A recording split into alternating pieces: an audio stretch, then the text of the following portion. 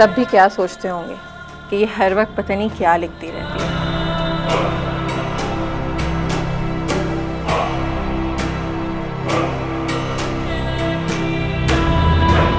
اب ان کو کوئی کیسے سمجھائے کہ ہر کوئی لکھ رہا ہے، بلکہ لکھ چکا ہے اپنی زندگی کی کہانی،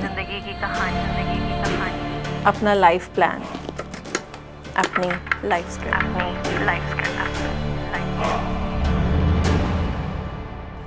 باقیوں کی طرح اسکرپٹ تو میری بھی 5 سال کی عمر میں کمپلیٹ ہو گئی تھی. اب تو میں بس اس کو پروف ریڈ کرتی رہتی ہوں، مزید پکا کرتی رہتی ہوں. کہانی بالکل اسکرپٹ کے اکارڈنگ ہی تو چل رہی ہے، اور کیوں نہ ہو. مطلب کیا خوبصورت انداز بیاں ہے، زبان پر عبور دیکھیں، اور کیا فلو ہے. It has a beginning, middle and and. پیدا ہونے سے لے کر 5 سال کی عمر تک جو محسوس کیا، جو سنا، جو دیکھا، اس کا ایک میسج نکالا میرے سب کانشیس مائنڈ نے اور لکھ دیا یہ ماسٹر پیس.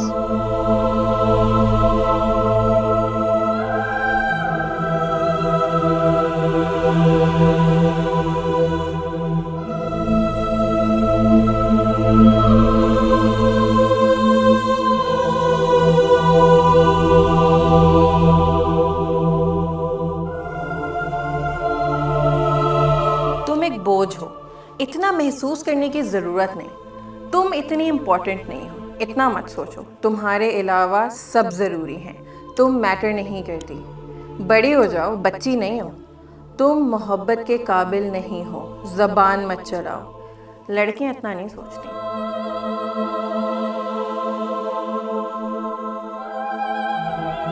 ارے آپ اداس کیوں ہو رہے ہیں؟ یہ بیلیفز تو ہم نے خود اتنی محنت سے بنائے ہیں بچپن میں. انہی کی وجہ سے تو ہم نے سروائیو کیا ہے. ان کی وجہ سے تو انفنسی میں ہماری نیڈس پوری ہو جاتی تھیں. They protected us then and now they make us feel okay.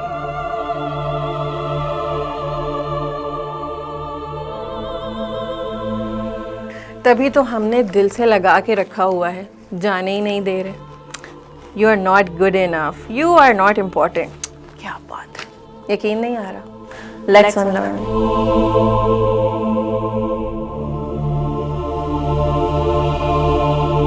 Psychology میں لائف اسکرپٹ ایک مینول کی طرح ہے، اپنی ہی زندگی کی سینس بنانے کے لیے. جو کچھ ہو رہا ہے زندگی میں اس کا کوئی نہ کوئی مطلب تو ہے نا. یہ مطلب لائف اسکرپٹ سے آتا ہے. دوست نے نہیں پوچھا، I am not important. Office میں کسی اور کی پروموشن ہو گئی، آئی ایم ناٹ گڈ انف. آپ نے کسی سے ہیلپ مانگی اور اس نے منع کر دیا، آئی ڈونٹ میٹر. ہم انسان ہیں اور انسانوں کو ہر چیز کے ساتھ میننگ اسائن کرنا ہوتا ہے، اور یہی میننگ لائف اسکرپٹ سے آتا ہے. جب ہم اپنی اسکرپٹ سے آپریٹ کر رہے ہوتے ہیں تو اس کو کہتے ہیں بینگ ان آر اسکرپٹ. اس کو یاد رکھیے گا کیونکہ ویڈیو کے آخری پورشن میں آپ کو بتاؤں گی how to not be in our script. سوال یہ ہے کہ لائف اسکرپٹ بنتی کیسے ہے، کس عمر میں، اور یہ بیلیفز اتنے پکے کیسے ہو جاتے ہیں. پیدا ہونے سے لے کے 5 سال کی عمر تک بچے بہت چھوٹے ہوتے ہیں. آئی مین یہ آپ کو پتہ ہی ہے کہ بچے بہت چھوٹے ہوتے ہیں. لیکن کیا کبھی ہم نے اس بات کو اس اینگل سے سوچا ہے کہ اس چھوٹے سے بچے کے لیے دنیا کتنی بڑی ہوتی ہے؟ اب آپ امیجن کریں کہ آپ ایک نیو بورن بیبی کے ساتھ کھڑے ہوئے ہیں تو اس کے لیے تو آپ کسی جائنٹ یا دیو سے کم نہیں ہے نا. That child is not just small, it's physically and emotionally vulnerable in front of you. جس چیز کا ہمیں بہت کم اندازہ ہے وہ یہ کہ اس چھوٹے بچے کے لیے ماں باپ بہت بڑی فگرز ہوتے ہیں. اس کی پوری دنیا صرف اپنے کیئر ٹیکرز کے اراؤنڈ ہی تو ریوالو کرتی ہے. چائلڈ سائیکالوجی ہمیں یہ بتاتی ہے کہ ایک انفنٹ کو یہ لگتا ہے کہ میرے ماں باپ کا میری زندگی اور موت پر مکمل اختیار ہے. یعنی وہ اپنے آپ کو اپنے پیرنٹس کے آگے ایسے سبمٹ کر دیتا ہے کہ وہ یہ سمجھتا ہے کہ یہ چاہیں تو مجھے مار دیں یا یہ چاہیں تو مجھے زندہ رکھیں. اور وہ یہ بات بلیو کر لیتا ہے کہ ساری پاور صرف میرے ماں باپ کے پاس ہے. اور پھر جب یہ انفنٹ ٹوڈلر ہوتا ہے تو اس کو یہ بات بھی سمجھ میں آ جاتی ہے کہ میرے پیرنٹس کے پاس میری نیڈس پوری کرنے یا نہ کرنے کی بھی پاور موجود ہے. تو پیرنٹس جو بھی کر رہے ہیں، جیسا بھی رسپانس دے رہے ہیں اور جو کہہ رہے ہیں وہ اس بچے کے لیے حرف آخر ہے، فائنل ورڈ، فائنل ڈیسیجن. اور اس طرح سے ارلی لائف اسکرپٹ ڈیسیجنز بنتے ہیں. میڈلن زیکمن کے مطابق 5 سال کے بچوں کے اندر صرف 4 ایموشنز ہوتے ہیں: ریج، ٹیرر، ڈسپیئر، ایکسٹیسی. غصہ، خوف، مایوسی اور بے حد خوشی. جب ہم اس ایج کے ہوتے ہیں تو ہماری اتنی ایموشنل رینج نہیں ہوتی. یا تو ایک بچہ بہت زیادہ خوش ہو جائے گا, کہہ لگا کے ہنسے گا, یا وہ ایک دم سے خوف زدہ ہو جائے گا, یا وہ بالکل مایوسی کا شکار ہو جائے گا. مطلب ایموشنز میں دیر از نو ان بٹوین.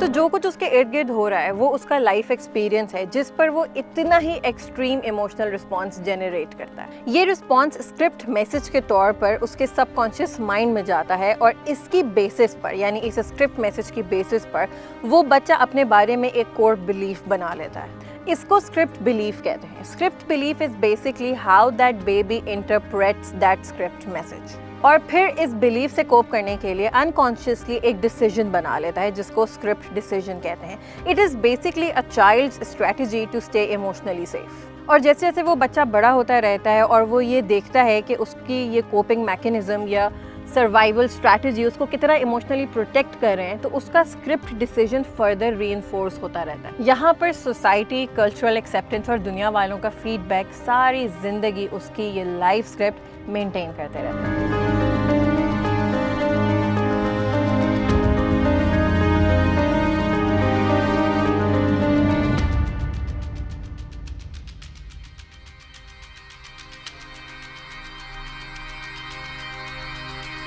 ارے اتنا کمپلیکیٹڈ نہیں ہے. میں آپ کو ان بھائی کی کہانی سناتی ہوں. یہ 4 سال کے تھے تو باہر اپنے دوستوں کے ساتھ کھیل رہے تھے تو سائیکل چلاتے ہوئے گر گئے اور بہت زیادہ رونا شروع ہو گئے کیونکہ 4 سال کے تھے نا, تو بہت زیادہ خوف زدہ ہو گئے. تو ان کے ابو آئے, انہوں نے کہا ارے کیا ہو گیا, زیادہ چوٹ تو نہیں لگی؟ چوٹیں ان کو نہیں لگی تھیں لیکن بس ڈر گئے تھے. کیونکہ وہ صرف 4 سال کے تھے تو ایموشنل رینج اتنی زیادہ نہیں تھی, تو وہ جو خوف زدہ ہو گئے تھے تو ان کو اپنے ابو سے کمفرٹ اور ویلیڈیشن چاہیے تھی. ان کو بس ایک تسلی چاہیے تھی کہ بیٹا فکر نہیں کرو, میں ہوں یہاں پہ, اٹس اوکے, کچھ بھی نہیں ہوا تمہیں. لیکن ہوا کیا؟ ہوا یہ کہ ابو نے کہا کہ اتنی چھوٹی چھوٹی باتوں پر کون روتا ہے, تم لڑکے ہو بھائی, اتنا نہیں رو, بس چپ ہو جاؤ, کچھ بھی نہیں ہوا, گرے ہی تو ہو گیا ٹھیک. اس 4 سال کے بچے کا انٹرنل پروسیس اس وقت کیا ہے؟ میں خوف زدہ تھا, مجھے کمفرٹ چاہیے تھا, but my feelings of fear and desolate are too much for others to handle. تو بس اب رونا نہیں ہے اور اپنی فیلنگس کا برڈن کسی اور کے اوپر نہیں ڈالنا, کیونکہ میں اسٹرانگ ہوں اور رونا تو کمزوری کی نشانی ہوتا ہے. اب اس پورے انٹریکشن کو ان بھائی کے سب کانشیس مائنڈ نے انٹرپریٹ کیا اور صرف ایک میسج جنریٹ کیا, ڈونٹ کرائی. یعنی یہ پوری کہانی انٹرنلائز نہیں ہوئی, صرف ایک بات سمجھ میں آئی, رونا نہیں ہے. اور اس میسج کے بار بار ملنے سے اسکرپٹ بلیف یہ بنتا گیا کہ فیلنگز ایکسپریس کرنا کمزوری کی نشانی ہوتی ہے. اب اس بلیف کے رسپانس پر یہ 4 سال کا بچہ انکانشیسلی یہ ڈیسائیڈ کر لیتا ہے کہ میں بس اب اپنی فیلنگز اپنے اندر ہی رکھوں گا اور کسی کو اپنی فیلنگز بتا کر ان کو پریشان نہیں کروں گا, اور وہ یہ فیصلہ کر لیتا ہے. اس کو کہتے ہیں اسکرپٹ ڈیسیژن. پھر ایک دن کیا ہوا, باہر کھیل رہے تھے, سائیکل چلا رہے تھے, تو سامنے سے ایک لڑکی گر گئی اور رونا شروع ہو گئی. تو اس لڑکی کے ابو بھاگتے ہوئے آئے, اس کو گلے لگایا, پیار کیا, اس کو کینڈی دی, اور تب تک اس کے پاس بیٹھے رہے جب تک وہ خاموش نہیں ہو گئی اور تھوڑا سا بہتر نہیں فیل کرنا شروع کر دیا. اب یہ بھائی اس کو دیکھ رہے تھے, انہوں نے کہا یار یہ کیا بات ہوئی, یہ اتنی کمزور کیوں ہے, یہ رو کیوں رہی ہے, اور اس کے ابو یہ کیسا بیہیویئر ہے, یہ اس کو ٹف کیوں نہیں بنا رہے میری طرح, میں تو کمزور نہیں ہوں, میں تو نہیں روتا. پھر یہ بھائی اور بڑے ہوتے رہے اور ہمارے کلچر نے ان کو یہ بتایا کہ میسکیولینٹی کی نشانی ہوتی ہے نہ رونا. لڑکے نہیں روتے, صرف لڑکیاں روتی ہیں کیونکہ وہ کمزور ہوتی ہیں. اب ان بھائی کا بیہیویئرل پیٹرن تو بن گیا نا ایموشنل اوائڈنس اور ولنریبلٹی سے دور بھاگنے کا. اس طرح parental messaging, social feedback, culture اور لائف ایکسپیرینس کی بیسس پر ان بھائی کی اسکرپٹ ری انفورس ہوتی گئی, اور اب ان کو اویئرنیس بھی نہیں ہے that he is in his script.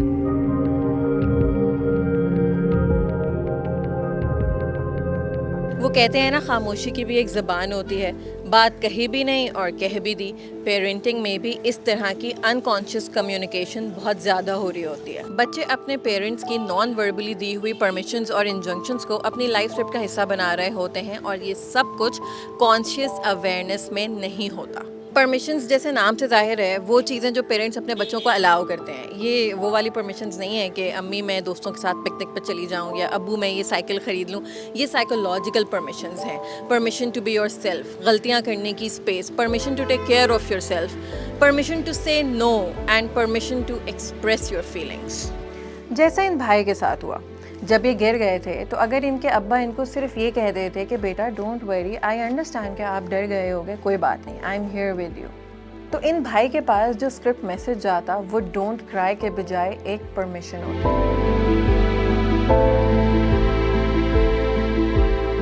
Permission to express his feelings, جس سے ان بھائی کا اسکرپٹ بلیف یہ بن جاتا کہ it's safe to be vulnerable, it's safe to cry and it's okay to share your feelings. اور پھر یہ اسکرپٹ ڈیسیژن یہ لیتے کہ مجھے اپنے جذبات چھپانے کی ضرورت نہیں ہے.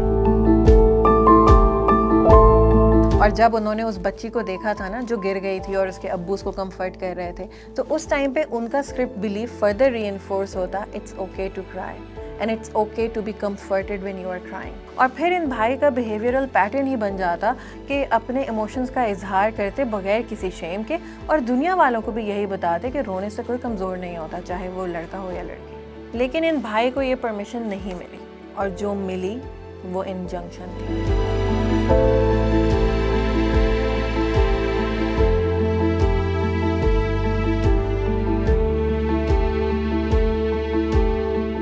جیسے میں نے پہلے بتایا کہ میسیجز ہمارے دماغ میں کمانڈس کی صورت میں جاتے ہیں، ضروری نہیں ہے کہ یہ کہے بھی ایسے ہی گئے ہوں. Injunctions can be conveyed through reactions, emotional cues, behaviour and sometimes even words. دماغ نے ایسے ہی سنا اور اس کو لائف اسکرپٹ کا حصہ بنا لیا. ویسے تو انجنکشنز کی بہت ساری ایگزامپلز ہیں، لیکن میں آپ کے ساتھ 4 شیئر کروں گی. Injunction number 1، don't think. یہ میسیج بچوں کے دماغ میں پیرنٹس کی طرف سے تب آتا ہے جب وہ اپنے بچوں کو وربلی یا انکانشیسلی یہ فیل کرواتے ہیں کہ نہ ان کی کوئی مرضی ہے اور نہ ہی ان کے پاس کوئی چوائس ہے، نہ وہ کوئی سوال کر سکتے ہیں، سو وہ کچھ سوچ بھی نہیں سکتے نا. بس میں نے کہہ دیا ہے نا، آئی سیڈ نو، زبان نہیں چلاؤ میرے آگے. باپ سے بحث کرتا ہے. بچوں کے آئیڈیاز پر ان کا مذاق اڑانا، ان کو اسٹوپڈ فیل کرانا، ان کے سامنے ہی ان پر ہنسنا یا انڈیپینڈنٹ تھنکنگ پر ڈانٹنا ان کو لکیر کا فقیر بنا دیتا ہے. ان کے لائف اسکرپٹ کا یہ بلیف بن جاتا ہے کہ thinking gets me in trouble, تو میں ساری زندگی وہی کروں گا جو مجھے بتایا جائے گا. Injunction number 2، don't want. یہ انجنکشن بچوں کی لائف اسکرپٹ کا حصہ تب بنتا ہے جب پیرنٹس کی طرف سے بچوں کی خواہشات یا ان کی ضروریات کو لے کر ایک ڈسمسل ہو. اتنا کچھ کرتے ہیں ہم تمہارے لیے، تمہیں ابھی اور بھی چاہیے، کوئی ضرورت نہیں ہے اس کی. یہ ہمارے یہاں جوائنٹ فیملیز میں بہت کامنلی دیکھا جاتا ہے جب پیرنٹس اسپیشلی فادرز گھر کے باقی بچوں کے اوپر زیادہ پیسے خرچ کر رہے ہوتے ہیں یا ان کے لاڈ اپنے بچوں سے زیادہ اٹھا رہے ہوتے ہیں اور بچے سب کچھ دیکھ رہے ہوتے ہیں. لڑکیوں کی لائف اسکرپٹ میں یہ انجنکشن کریئر کو لے کر ہوتا ہے. ان کو بچپن سے یہ میسج دیا جاتا ہے جو کہ ان کی لائف اسکرپٹ کا حصہ ہوتا ہے کہ don't want anything other than serving your family. یہ بچے اپنی لائف اسکرپٹ میں لکھ لیتے ہیں کہ میری نیڈز، میری وانٹس، میری خواہشات میٹر نہیں کرتی، اور اگر میں زیادہ سوچوں اپنے بارے میں تو I would be selfish, so I must deny myself. Injunction number 3، don't belong. ہم تو ایسے نہیں ہیں، یہ کس پر چلا گیا، ہم نے تو اس کی ایسی تربیت نہیں کی تھی، ہمارے گھر کا تو یہ ماحول نہیں تھا، تو پھر یہ کیوں ایسا کر رہا ہے. اس طرح کے جملے اس بچے کو یہ میسج دیتے ہیں کہ تم ایک آؤٹ سائڈر ہو. یہ انجنکشن سوسائٹی کی طرف سے بھی آتی ہے in the form of racism اور ethnicism. Injunction number 4، don't be separate from me. یہ ہمارے کلچر میں اتنا کامن ہے نا، ماں اور بیٹے کے ریلیشن شپ میں. A son is unconsciously not allowed to live an independent life. جب ایک پیرنٹ اپنے بیٹے کے سارے فیصلے خود کرے، اس کو ہمیشہ سے یہ بتائے کہ بس تم ہی میرا سہارا ہو، you are all I have, اور اگر وہ اپنے دوستوں میں زیادہ بیٹھے یا God forbid if he falls in love تو امی اداس ہو جائیں اور اپنے ڈس اپروول کا اظہار بیٹے کو گلٹی کر کے کریں کہ تم مجھے اکیلا کر رہے ہو. وہ بچہ یہ انٹرنلائز کر لیتا ہے کہ وہ اپنی مدر سے سیپریٹ ہے ہی نہیں، وہ ایک انڈیپینڈنٹ انسان ہے ہی نہیں، اور وہ ہر اس رشتے کو سیبوٹاج کرتا ہے جو اس کی ماں کو اپسیٹ کرتا ہے. اس بچے کو یہ پرمیشن ملی ہی نہیں کہ وہ اپنی ماں سے سیپریٹ ہو سکے. ارے آپ پھر اداس ہو رہے ہیں. میں نے آپ کو شروع میں بتایا تھا کہ یہ اسکرپٹ ہمارے سروائیول کے لیے بہت ضروری تھی. مانا کہ اسکرپٹ ہم خود لکھتے ہیں لیکن اس پر ہمارا اتنا اختیار نہیں ہوتا. اس عمر میں ان ایموشنز کے ساتھ we try our best to make sense of this world, کیونکہ یہ دنیا بہت انپریڈکٹیبل اور اسکیری ہوتی ہے. اور پھر جب اس دنیا میں ایز چلڈرن ہماری نیڈس پوری نہیں ہوتی یا ہمیں سیف نہیں لگتا, تو پھر ہم یہ کہانیاں بناتے ہیں, یہ بلیفز اور یہ اسکرپٹ ڈیسیژنز لیتے ہیں تاکہ اپنے آپ کو محفوظ رکھ سکیں. یہ اسکرپٹ ہماری سیفٹی نیٹس بن گئی تھیں کیونکہ ہمیں ہمارے ہی ایموشنز سے پروٹیکٹ کیا جا رہا تھا, کیونکہ اس وقت ہم ریڈی نہیں تھے ان ایموشنز کو فیل کرنے کے لیے.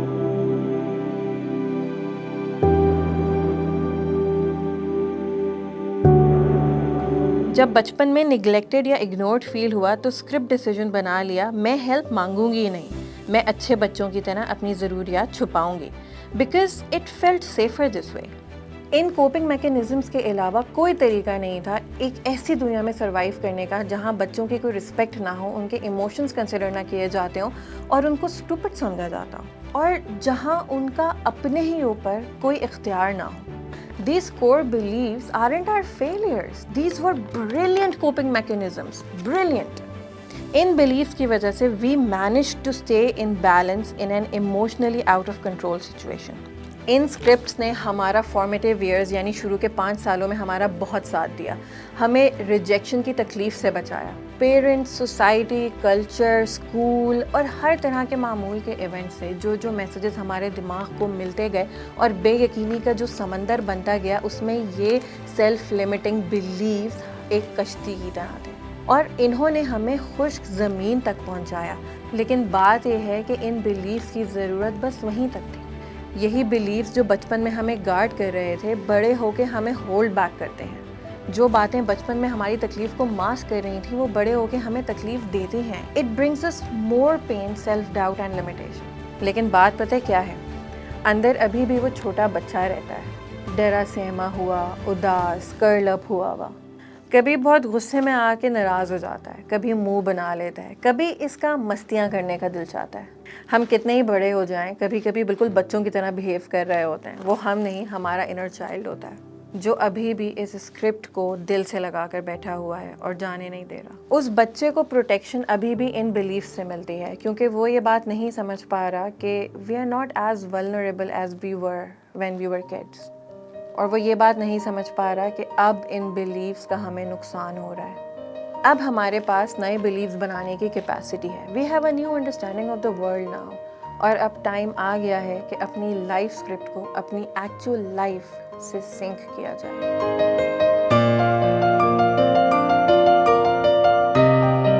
ابھی تک ہم کافی کچھ ڈسکس کر چکے ہیں. لائف اسکرپٹ ہوتی کیا ہے, یہ بنتی کیسے ہے, ہمارے کور بلیفز کیسے فارم ہوتے ہیں, پھر ان بلیفز کی بیسس پر ہمارا ایک بیہیویئرل پیٹرن بن جاتا ہے, اور ایز ایڈلٹس بھی ہم یہی سروائیول میکینزمز یوز کر رہے ہوتے ہیں. میں نے آپ کو انجنکشنز اور پرمیشنز کا کانسیپٹ دیا اور کچھ کامن ایگزامپلز دیں تاکہ بات سمپل طریقے سے سمجھائی جا سکے. اب بات یہ ہے کہ آپ کی اسکرپٹ میں کیا پرمیشنز ہیں اور کیا انجنکشنز ہیں, یہ کیسے پتہ چلے گا. ویڈیو آگے دیکھتے رہیں کیونکہ میں آپ کو اسکرپٹ اویئرنیس ڈیولپ کرنے کے لیے کچھ کویسچنز بتاؤں گی. ان کے جوابات آپ کو اپنے ہی سب کانشیس مائنڈ میں اسٹور ہوئی کہانی تک لے جائیں گے. لیکن اس سے پہلے ایک پروسیس سمجھنا بہت ضروری ہے, کنفرمیشن بائس. اگر آپ نے یہ آئیڈینٹیفائی کر لیا نا تو اپنی اسکرپٹ تک پہنچ جائیں گے.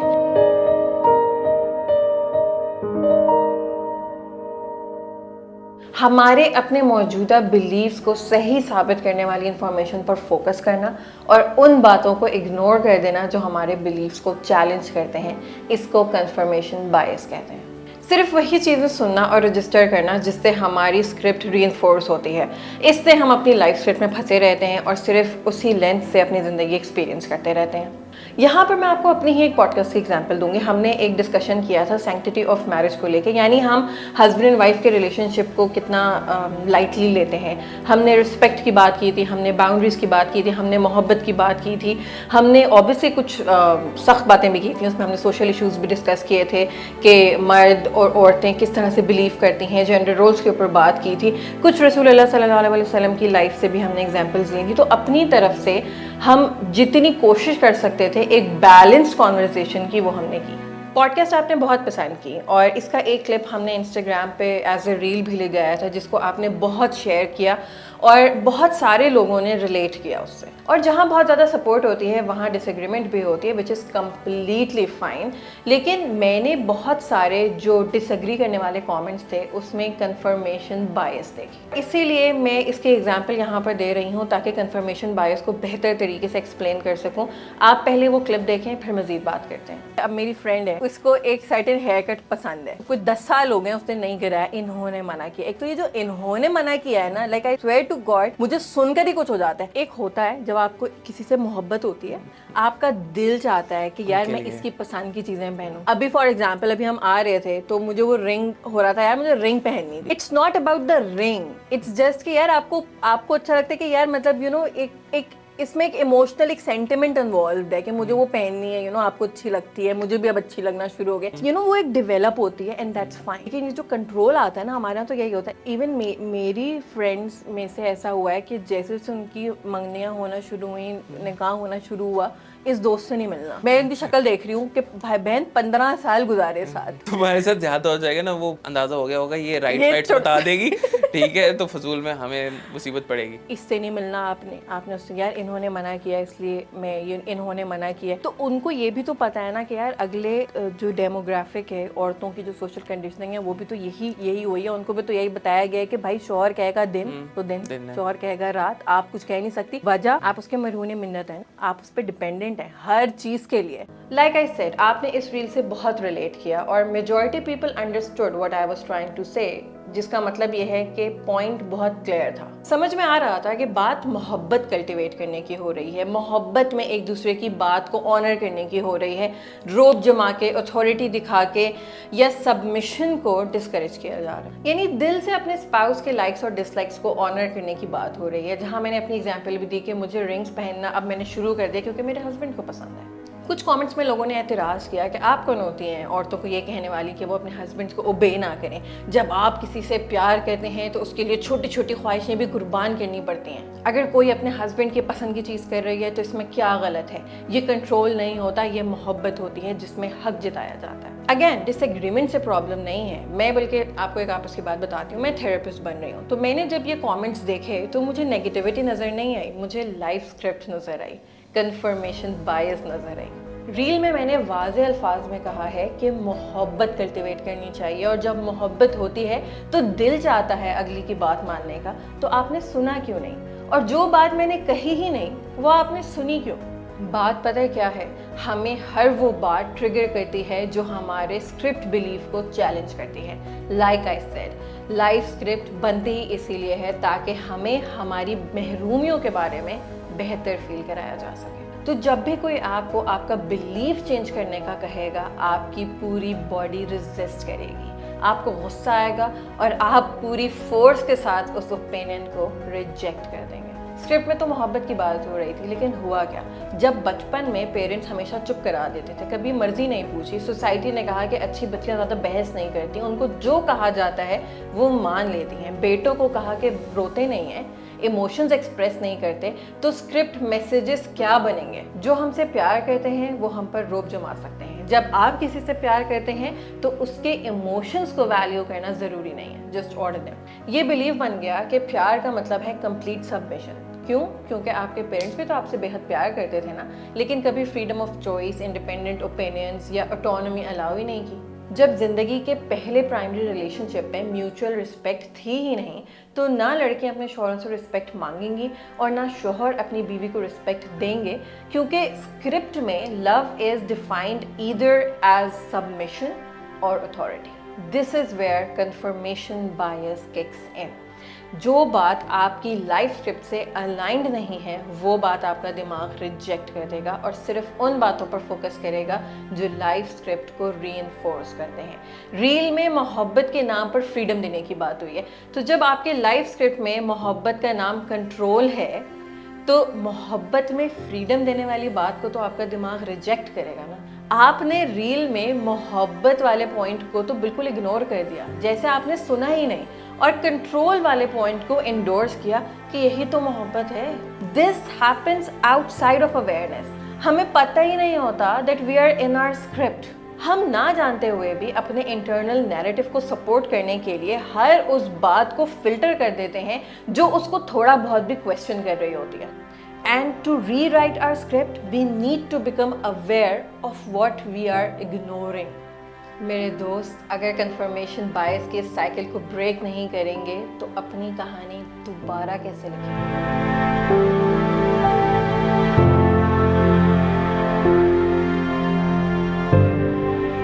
ہماری کہانیوں میں بھی تو ایسے کتنے حصے ہیں نا جن سے ہم نظریں چرا رہے ہیں، کتنے ایسے احساسات ہیں جو پہلے بہت دفعہ محسوس کیے ہیں لیکن کہانی نہیں یاد. کچھ حصوں کی یادیں ہیں اور کچھ حصے یاد ہی نہیں ہیں، صرف جذبات یاد ہیں. یہ کڑیاں اس وقت تک نہیں ملیں گی جب تک ہم اپنی اسکرپٹ نہ پڑھ لیں، اور اسکرپٹ اس وقت تک نہیں پڑھ سکیں گے جب تک وہ سامنے نہیں ہوگی. کلاڈ اسٹائنر کے مطابق 9 ایسے سوال ہیں جن کے جوابوں سے ہمیں ہماری لائف اسکرپٹ اور کور بیلیفز کا ایک سرا ملتا ہے. ان میں سے کئی سوال بچپن کے اس حصے کے ہوتے ہیں جو ہماری یادداشت میں نہیں ہوتے، لیکن ان کے جوابات ہمارے سب کانشیس مائنڈ میں موجود ہوتے ہیں، کیونکہ ہمیں صرف وہ ٹائم یاد نہیں ہے، وہ زندگی جی تو ہم نے خود ہی ہے نا. یہ سوال اپنے پاس کہیں لکھ لیں اور اپنے آپ سے پوچھیں، بالکل ان بہن کی طرح جنہوں نے اپنے آپ سے یہ سارے سوال کیے اور اپنی لائف اسکرپٹ کا ایک سرا پکڑ لیا جو ان کو بہت تنگ کر رہا تھا.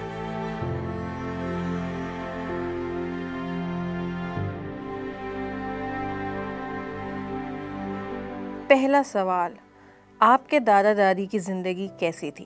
میری دادا دادی کی زندگی انتہائی مزریبل تھی. دادا کو بیٹا چاہیے تھا. 6 بیٹیوں کے بعد انہوں نے دوسری شادی کی. دوسری بیوی کے بھی 4 بیٹیاں ہوئیں اور چھوٹی بیٹی کی پیدائش میں ان کا انتقال ہو گیا. اسی سال میری دادی کے ہاں ایک بیٹا ہوا جو کہ میرے ابو تھے. دادا نے ابو کو اپنی بیٹیوں سے زیادہ اچھی زندگی دی، ان کو پڑھایا لکھایا. میری دادی بہت بیمار رہتی تھیں اور پھر ان کا بھی انتقال ہو گیا. ان کے جنازے پر صرف ان کی بیٹیاں ہی رو رہی تھیں. یہ مجھے تھوڑا تھوڑا یاد ہے. دوسرا سوال، آپ کے ماں باپ نے اپنے ماں باپ سے کیا انہیرٹ کیا؟ Trauma, gender discrimination. تیسرا سوال، جب آپ پیدا ہوئی تھیں تو سب کا کیا ری ایکشن تھا؟ مجھے بتایا گیا ہے کہ میری امی میرے پیدا ہونے پر رو رہی تھیں کیونکہ میں ان کی چوتھی بیٹی تھی اور ابو نے دھمکی دی تھی کہ اگر اب لڑکی ہوئی تو میں دوسری شادی کروں گا. میں جب اپنی پیدائش کے بارے میں سوچتی ہوں تو اندر سے شرمندگی اور اپنے پیدا ہونے پر پچھتاوا ہوتا ہے.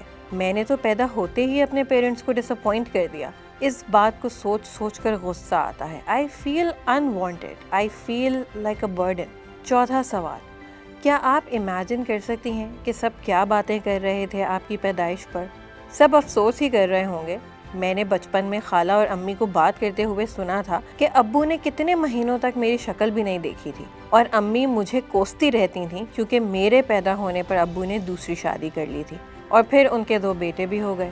پانچواں سوال، آپ کی اپنی فیملی میں کیا پوزیشن ہے؟ انویزیبل پوزیشن ہے. میرے ہونے نہ ہونے سے کوئی فرق نہیں پڑتا.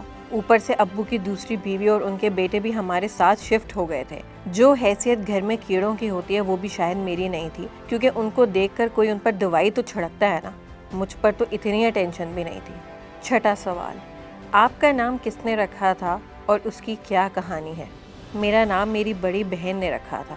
باجی کہتی ہیں کہ جب ہمیں پتہ چلا تھا کہ بیبی آنے والا ہے تو وہ دعائیں مانگتی تھیں کہ ایک اور بہن ہی ہو، اور انہوں نے سوچا ہوا تھا کہ میرا نام ہبا رکھیں گی جس کا مطلب ہوتا ہے گفٹ. 7واں سوال، آپ کو بچپن میں سب کیا بلاتے تھے؟ سب ہبا ہی بلاتے تھے لیکن باجی مجھے گڑیا کہتی ہیں.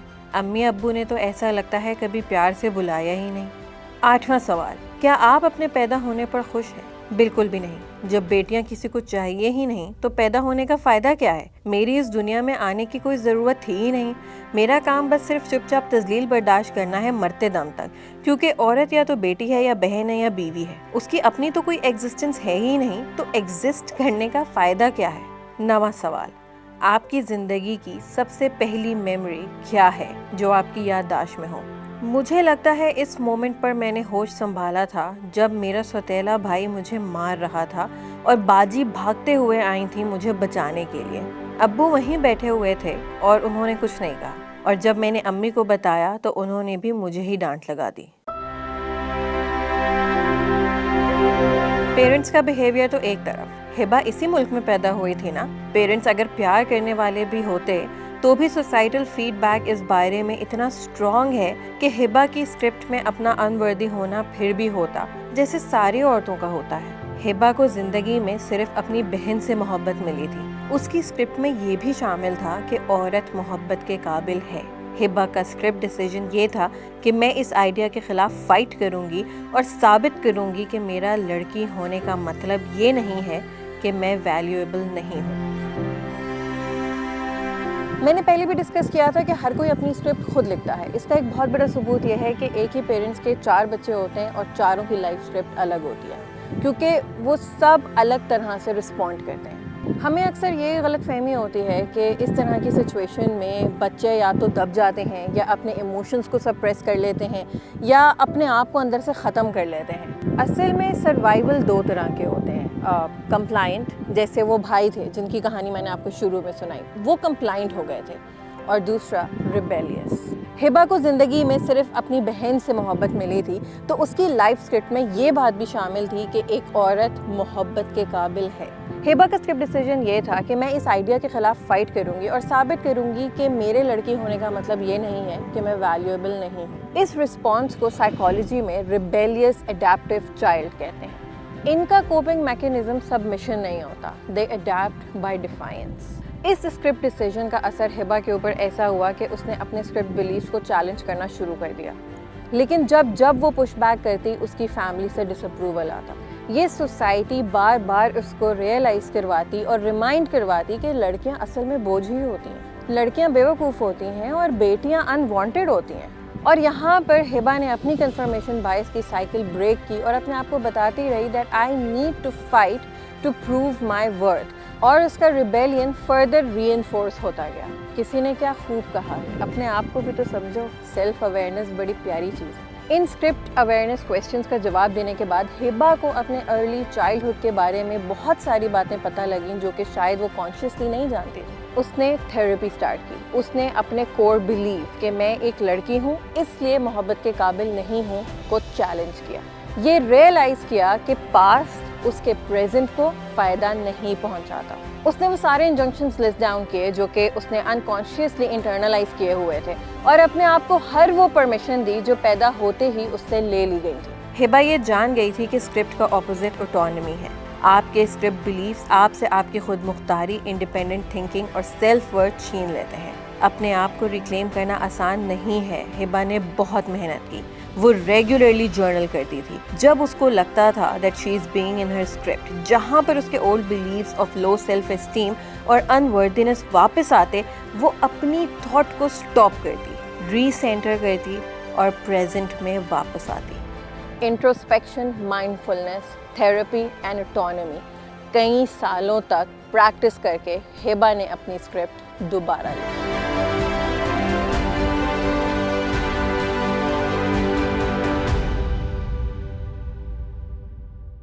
میرا وجود بہت اہم ہے. I am allowed to be exactly who I am. My gender does not diminish my worth. میرا عورت ہونا کافی ہے. I belong in this world. میں محبت کے قابل ہوں. مجھے اپنی دل کی آواز سننے کا پورا حق ہے.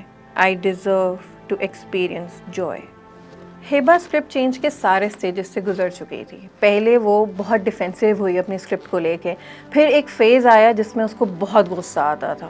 پھر کچھ ٹائم بہت تکلیف میں گزرا. اس نے سب کو بلیم کیا اور اپنے دل میں بہت زیادہ ریزینمنٹ اور تکلیف ہولڈ کرنا شروع کر دی. ایک پینفل فیز ہوتا ہے یہ. پھر اس نے اپنے آپ پر فوکس کیا، اپنے پرابلمز آئیڈینٹیفائی کیے اور سیلف اویئرنیس بلڈ کی.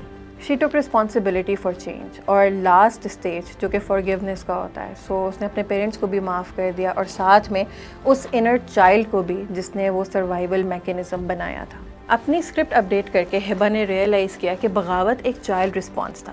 جب اس نے اپنی سیلف ورتھ ریکلیم کی تو she started operating from a more settled place. پہلے وہ صرف اپنے آپ کو پروٹیکٹ کر رہی تھی، لیکن اب وہ دوسروں کو بھی ہیلپ کرتی ہے یہ ریئلائز کرنے میں کہ ان کی عزت یا ڈگنیٹی کا تعلق ان کی نسل، ذات، رنگ یا جنس کے ساتھ نہیں ہے. اور یہی غصہ اور ریبیلین اس کے ایکٹیویزم اور ایڈوکیسی کا ایک بہت بڑا ڈرائیونگ فورس بن گیا. اس کے اندر کی چھوٹی سی غصے والی باغی بچی اب اپنی اسکرپٹ کو گلے سے نہیں لگا رہی، کیونکہ ہبا اب اس بچے کو وہ پیار دیتی ہے جو اسے بچپن میں نہیں ملا۔ وہ اپنے لیے اور باقی انسانوں کے لیے آواز اٹھاتی ہے out of love and justice. Hiba کی کہانی سن کے میرے ذہن میں ایک سوال آ رہا ہے، کیا اپنے حق کے لیے لڑنا بغاوت ہوتی ہے؟ کیا اپنے حق کے لیے لڑنا بغاوت ہوتی ہے؟